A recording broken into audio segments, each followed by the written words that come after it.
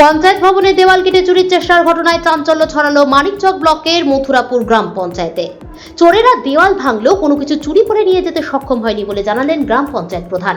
সোমবার পঞ্চায়েত ভবন খুলতেই বিষয়টি নজরে আসে প্রধান সহ পঞ্চায়েত কর্মীদের।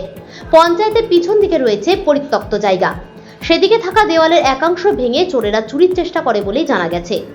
পঞ্চায়েত প্রধান মৌসুমী মণ্ডল জানিয়েছেন, রবিবার ছুটির পর সোমবার পঞ্চায়েত দপ্তর খোলা হয়। পঞ্চায়েত দপ্তরের নিচতলার পেছন দিকে দেওয়াল ভাঙার চেষ্টা হয়েছে, তবে পঞ্চায়েত থেকে এখনো কিছু চুরি যায়নি। তবে আগামীকাল পরিকল্পনা থাকতে পারে চোরেদের। সলিড ওয়েস্ট ম্যানেজমেন্টের দুটি টোটো গাড়ি রাখা রয়েছে, সেখান থেকে বিভিন্ন সামগ্রী চুরি হতে পারে। পাশাপাশি পঞ্চায়েত দপ্তরে বিভিন্ন মূল্যবান সামগ্রী রয়েছে, সেগুলি চুরি হতে পারে। তাই দ্রুত পুলিশ প্রশাসনকে বিষয়টি জানিয়ে পদক্ষেপ নেওয়া হবে। কাল তো রবিবার ছিল, আজ যখন অফিসে আসলাম তো দেখলাম যে নিচে দেওয়াল মানুষ ঢুকবে সেরকম একটা জায়গা করে ভাঙা রয়েছে। কারা ভেঙেছে কিছু কি জানা গেছে? না, এই ব্যাপারে আমার কিছু জানা যায়নি। সিসিটিভি আছে পঞ্চায়েতে? না, পঞ্চায়েতে সিসিটিভি নেই। কি জন্য ভাঙতে পারে মনে করছেন?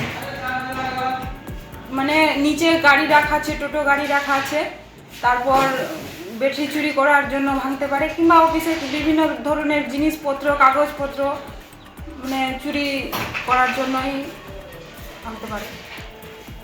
কি ব্যবস্থা নেবেন? প্রশাসনকে জানাবো যেন এই ব্যাপারে কড়া ব্যবস্থা নেওয়া হয়, কারণ যদি পঞ্চায়েত অফিসে যদি এইরকম ঘটনা ঘটে তাহলে সাধারণ মানুষ কতটা সুরক্ষিত, আমরা তো এই ব্যাপারে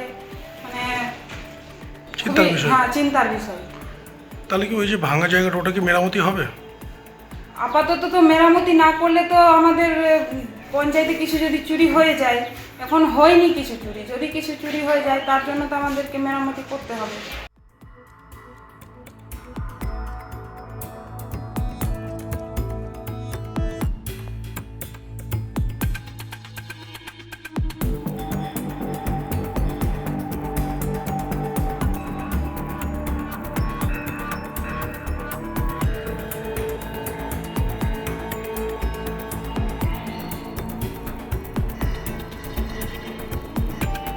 ব্যুরো নিউজ বাংলা টাইমস।